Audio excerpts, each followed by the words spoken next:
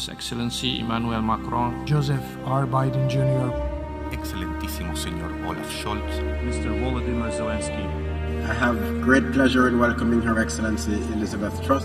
В Вашингтоне, Лондоне, Брюсселе прямо подталкивают Киев к переносу военных действий на нашу территорию. Уже не таясь, говорят о том, что Россия должна быть всеми средствами разгромлена на поле боя. Ukraine wants peace. Europe wants peace. The world wants peace. And we have seen who is the only one who wants war. Ukraine showed strength on the battlefield, using its right to self-defense in accordance with Article 51 of the UN Charter. No one is threatening Russia. Yet as we meet here this evening, in Ukraine, barbarous weapons are being used to kill and maim people. Rape is being used as an instrument of war. Families are being torn apart. Putin claims he had to act because Russia was threatened. But no one threatened Russia. Russia has shamelessly violated the core tenets of the United Nations Charter. No more important than the clear prohibition against countries taking the territory of their neighbor by force. Il est une chose sûre et certaine. Au moment où je vous parle, il y a des troupes russes en Ukraine. Et à ma connaissance, il n'y a pas de troupes ukrainiennes en Russie. C'est un état de fait.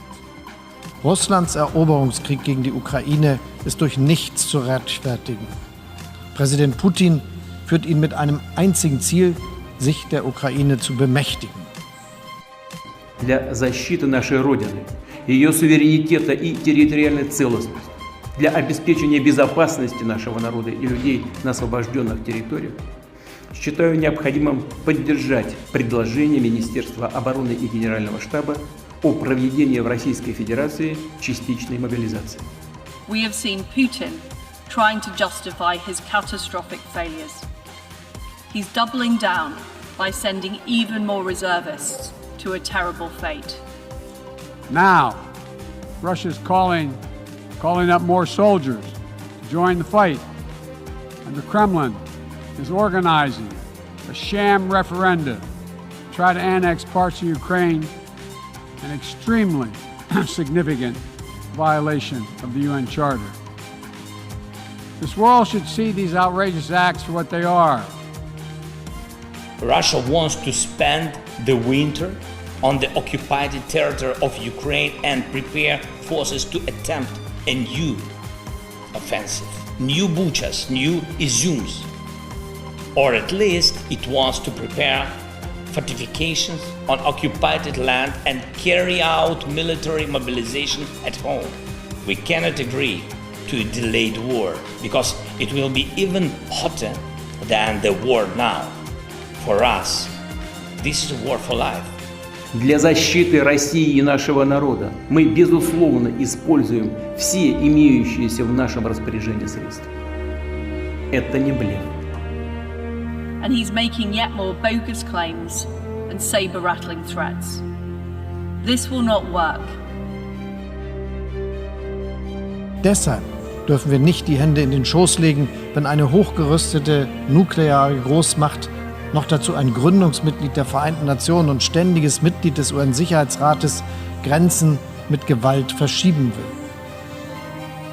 Russlands Eroberungskrieg gegen die Ukraine ist durch nichts zu rechtfertigen.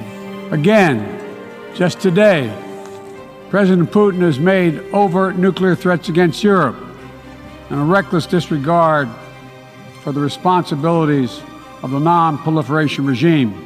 After the strikes of the Russian tanks and missiles on nuclear power plants, and after threats to use nuclear weapons, which have become the rule, not the exception for Russian propagandists, we must finally recognize Russia as the state of sponsor of terrorism.